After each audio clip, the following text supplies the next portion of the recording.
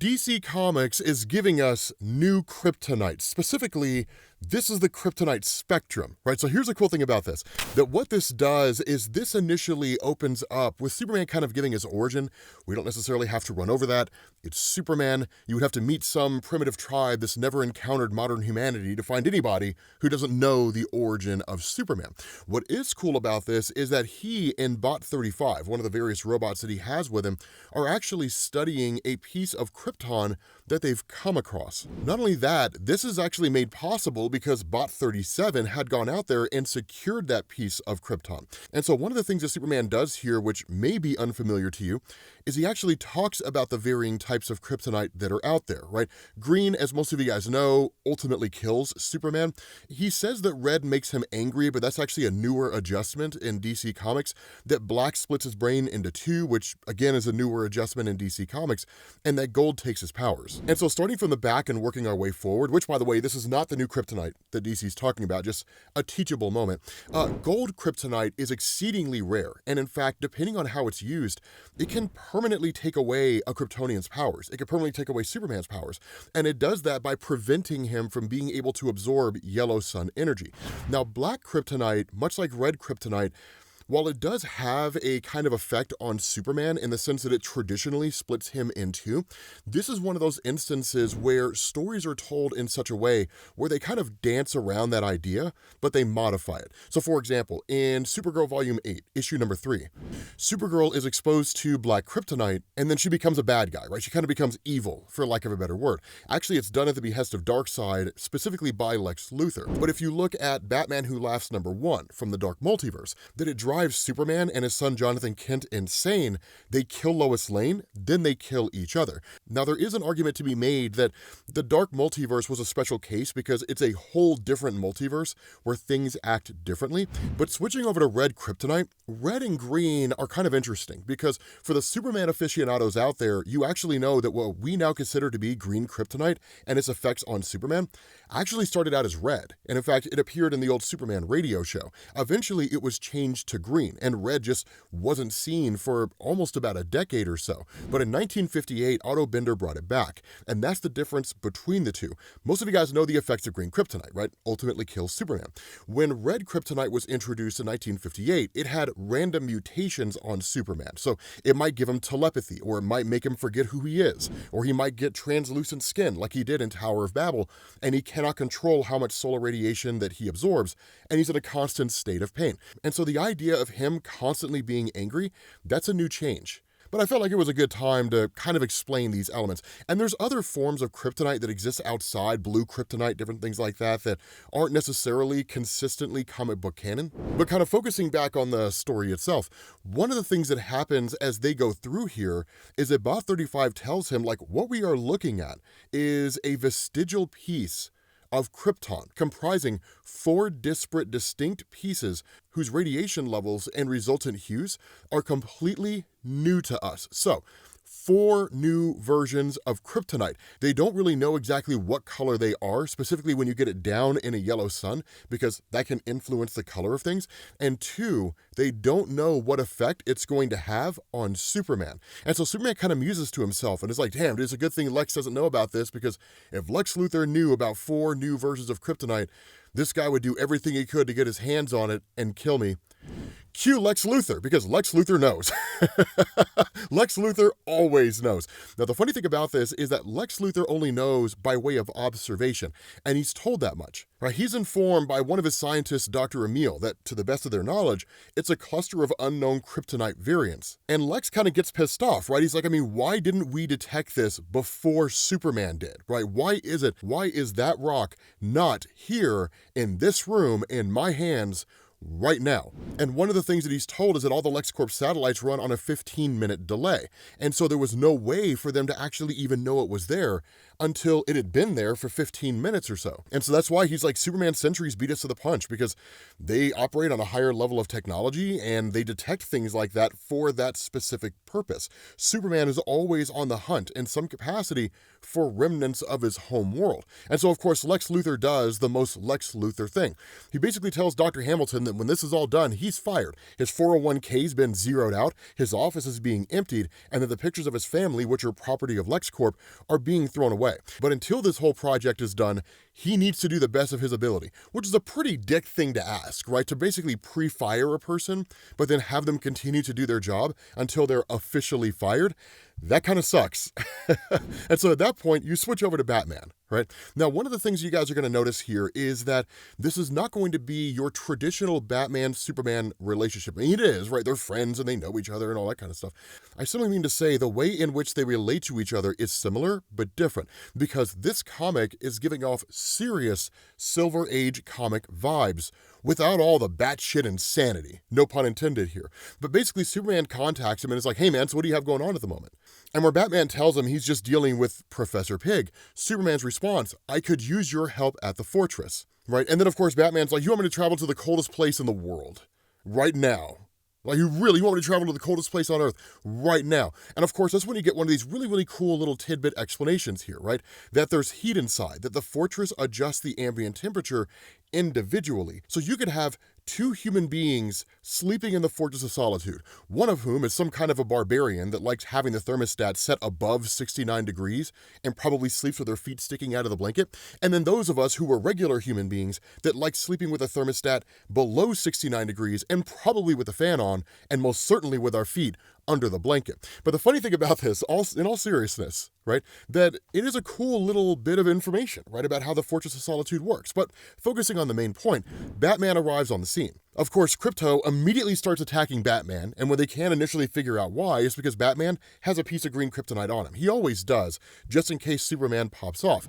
But that's where Superman brings him to these new pieces of kryptonite, specifically purple, cobalt, speckled, and rainbow kryptonite. Now, what makes this kind of wonky and what makes it a little bit interesting here is that historically speaking, kryptonite receives whatever properties it has that affect Superman the way they do, based on its exposure to various forms of radiation that exist out there. But when you have all these forms of kryptonite, which were all on a single piece of rock, that had basically been intercepted by Superman, you would think on the surface they would all basically have the same kind of effect, right? It would just be a chunk of rock with like cobalt kryptonite. But again, that's where the Silver Age element comes into play, just kind of grabbing these little things and throwing them together into the story and just saying, stop worrying about it and just have fun, which I dig. Now, the conversation between the two of them is kind of interesting here because Superman reveals to Batman he doesn't know anything about them and he doesn't know what effects they're going to have on him. And Batman initially picks up on the fact that Superman is going to ask him for a favor, right? That we need to know what happens next. We need to know what this is going to do to me. Now, initially, Batman's response is like, let's just destroy them and call them a day. But Superman's whole stance is twofold. The first is that these are pieces of his home, which is not something that he would just indiscriminately destroy. It'd be like Batman finding some memorabilia that belonged to his parents and then just destroying them, right? You know, you would hold on to that kind of thing because it means something to you. But more so than that, he says, what if more clusters show up? What if next time somebody bad gets to these rocks before I do? I need to know what effect these have on me, if for no other reason than to be able to know how to counter its effects. And so it's actually a very, very rational explanation here, and it's a very reasonable stance to have. And so, of course, they do what anybody would do in this situation. Superman starts experimenting on himself, starts exposing himself to these different forms of kryptonite. And the first one he's exposed to is purple K, that it's got a kind of Byzantium glimmer, almost like a poison amethyst. And so, of course, they tie him down and take whatever precautions they can, given the fact that it's Superman. Batman having a green piece of kryptonite on him certainly doesn't hurt. And then they activate the machine and they expose him to purple K. And when that happens, nothing seems to happen at all, right? It's like, okay, I mean, I don't don't really feel any different. But then as Batman's running toward him, he's like, he's gonna throw that thing, watch out. And Superman's like, throw what exactly? I said we need to give the radiation time to seep into your cells. But from Batman's perspective, Superman is saying, I'm gonna make the bad man go away. And so Batman immediately starts to pick up, and he's like, interesting, right? So clearly the purple K is doing something to your mind. And that's where Superman's like, it might be affecting my hearing and my cognition, because he says that he keeps getting these tiny bursts of thought and sound without any connective tissue. And so that's where he starts hearing these kind of wonky statements, things that just don't make any sense. Where Batman says your pupils are dilated, what Superman hears is, I think my shoulder's dislocated. Now, here's a funny thing about this, and this is why I say this is going to be the most Silver Age thing, because Superman's actually hearing real things. Right, that's where it's kind of nuts, because in turn, as he's walking along with Batman, Batman says, Solomon Grundy, born on a Tuesday. And that's where Superman's like, I mean, okay, like this is really, really wonky, because like, wasn't he born on a Monday?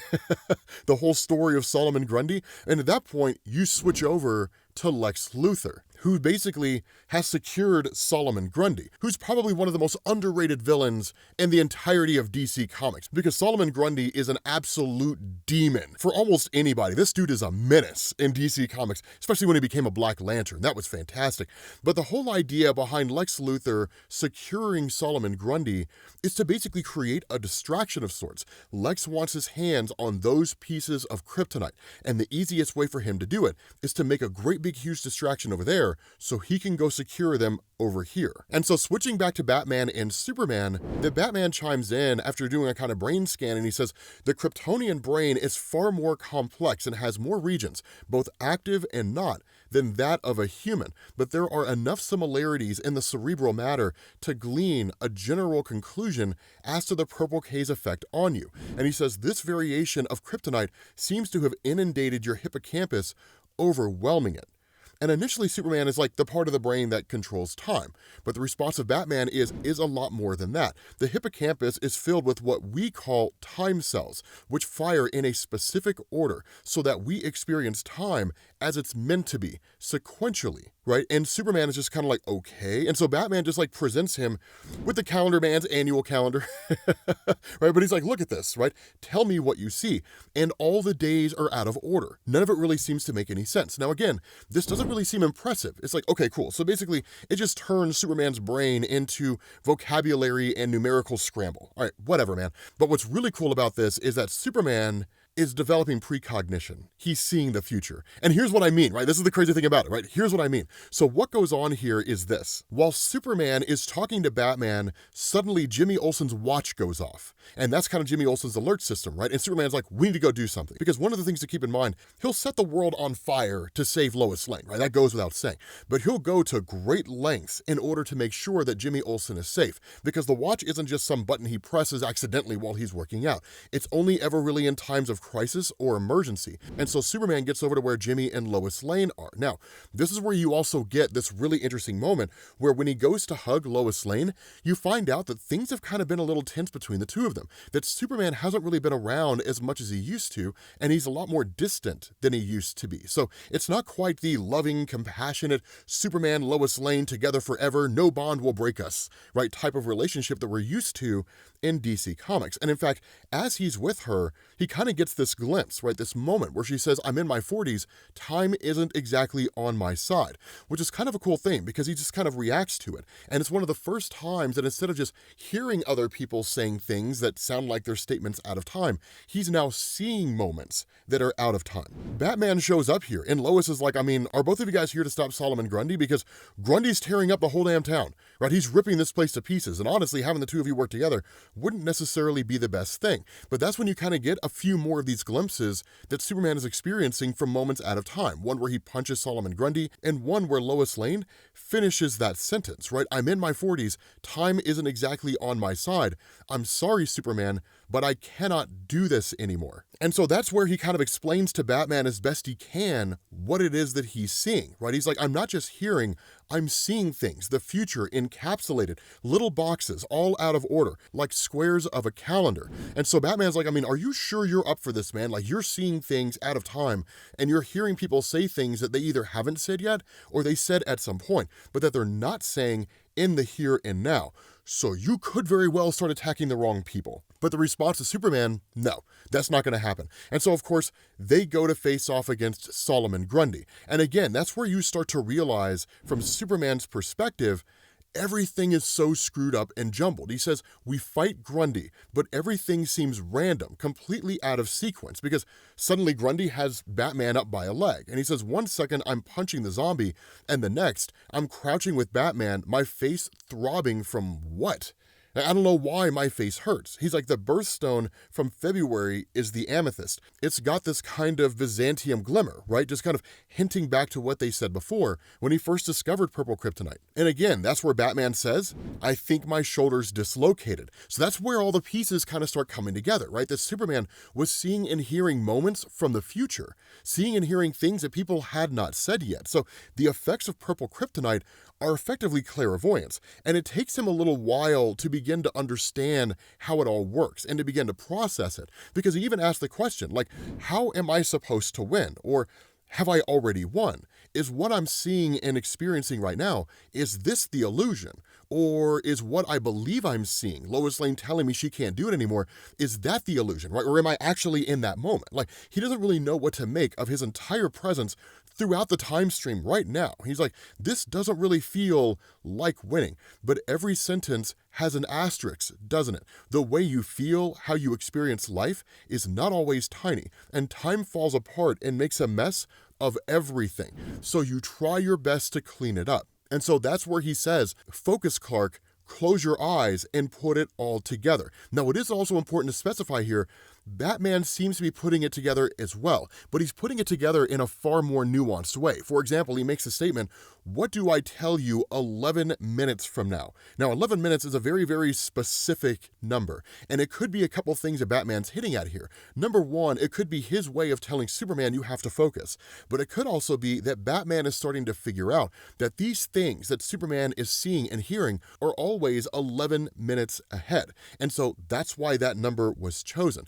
Definitively, we don't really know. Instead, with the story being a Superman story, it focuses on him. And he says, this is how it happened, right? This is how it unfolded. And he starts putting the pieces together in his own mind of where things are supposed to go, of how these sequence of events were supposed to unfold. And so, in effect, it's Superman learning how to control this purple K's effects on him. Is essentially overcoming that radiation. And so, of course, once he punches Solomon Grundy out into space, essentially, where he just floats around for a little while, you kind of get back to that moment of tenseness between himself and Lois, where Lois is not really cold to him, but she's not really as warming as you would expect her to be. And so that's where Superman kind of reveals like what he's been doing and why he can't stick around for her, and he has to go back to the Fortress of Solitude, because he's like, the Kryptonite spectrum has effectively doubled, because there were 4 pieces of Kryptonite before, now there's 4 more. And he says, I need to figure out what these new variants do to me and what I'm up against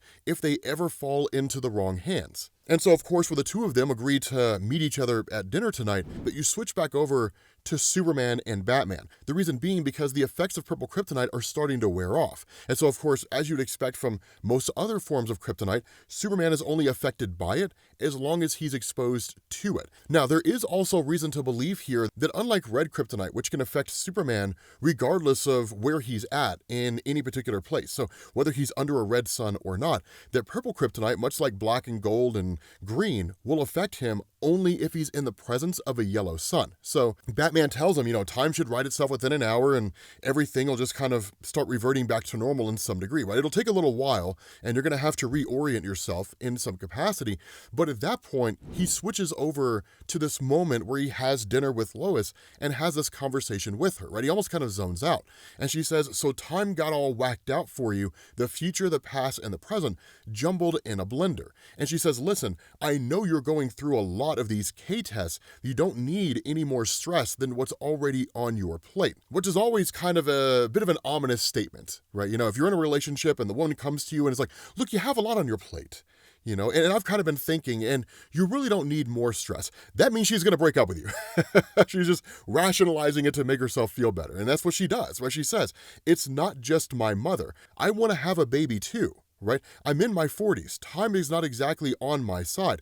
I'm sorry, Superman, but I cannot do this anymore. You deserve happiness too. You're perfect. You should be with someone really special, someone more like you. I just can't fill that space anymore. And that's where she turns into Batman. And Batman's like, it's a kryptonite, isn't it? Right? He's like, your brain is still jumping around in time. And Superman's just kind of like, yeah, I guess maybe it's just some of the lingering effects. Like, I need to get to dinner with Lois. I don't want to be late. And the response of Batman, your dinner date was last night. Right. Lois broke up with you last night. She left you last night, and he's like, I'm having your robot store any remaining purple kryptonite in a lead curio room, right? It'll basically keep it from affecting you as you're walking through your fortress of solitude. And so that's where the question's asked, right? What's next on the list of kryptonites for us to test? And the response of Batman, it's a bluish shard. It's dark, almost incandescent, like stained glass. The bots called it Cobalt kryptonite. And in that moment, as Superman is exposed to it, he turns into a giant. He becomes this gigantic guy. I told you guys, it is so Silver Age, and it's so perfect. But with that being said, guys, we're going to bring this video to an end. Let me know what you guys think down in the comments section. Thank you all for watching, and I will catch you all later. Peace.